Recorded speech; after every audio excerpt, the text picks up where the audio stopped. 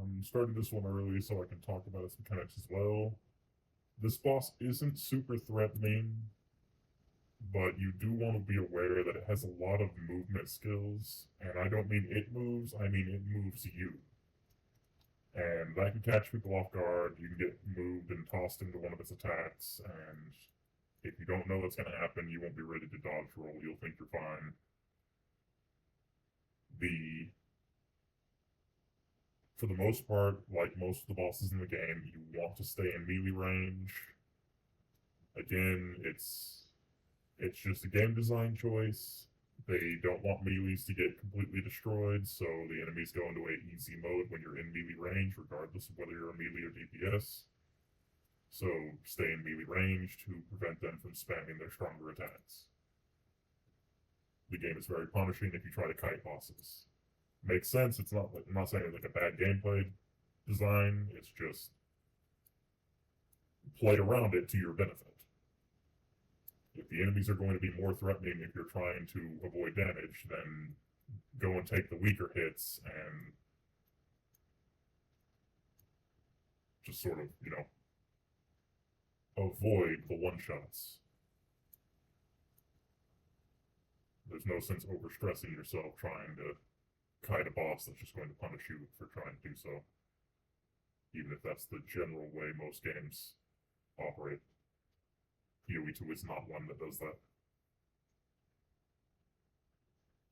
Once again, this boss can kill me, so I'm going to be a little more focused on the boss. That's why I wanted to get that out of the way before the fight starts.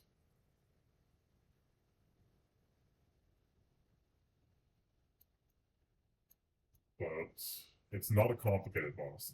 That's the attack. That shoved me out of the way. I did not want to move there.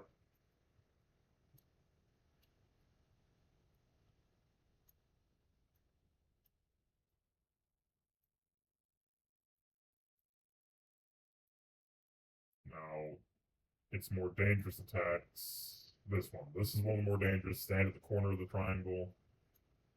You'll be fine.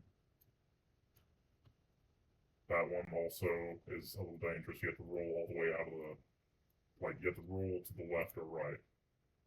I was off tab for that one. That was...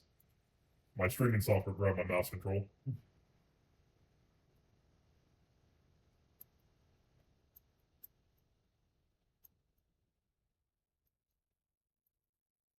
This one is one of the other attacks you're going to want to watch out for.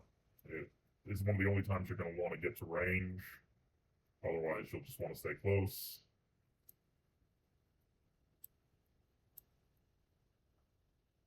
For the most part, this is a very consistent boss fight. I don't think a lot of people die to it, but just be aware that it can kill you. That attack in particular does a lot of damage, especially if you try to roll out of it and you roll with it instead. And these lightning waves definitely are not free.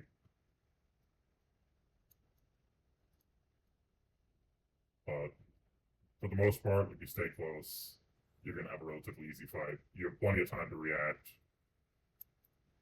You're not going to get caught off guard with anything other than the boss moving you occasionally.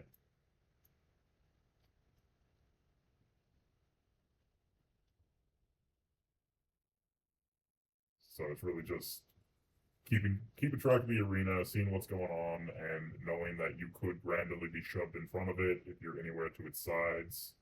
At any point in the fight, you need to immediately get behind it again.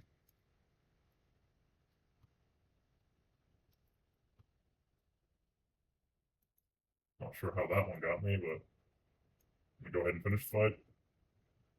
It's a clear fight, stable fight. You'll probably have no issues with this one. It can get a lot of mechanics going off at once. If you get the ray that goes across the arena, it does the triangle, and it does the lightning attacks across the arena floor. If all that's going off, you're probably going to have to take a hit from one, take a hit from the lightning attacks, not the triangle. Other than that, pretty easy fight. Later.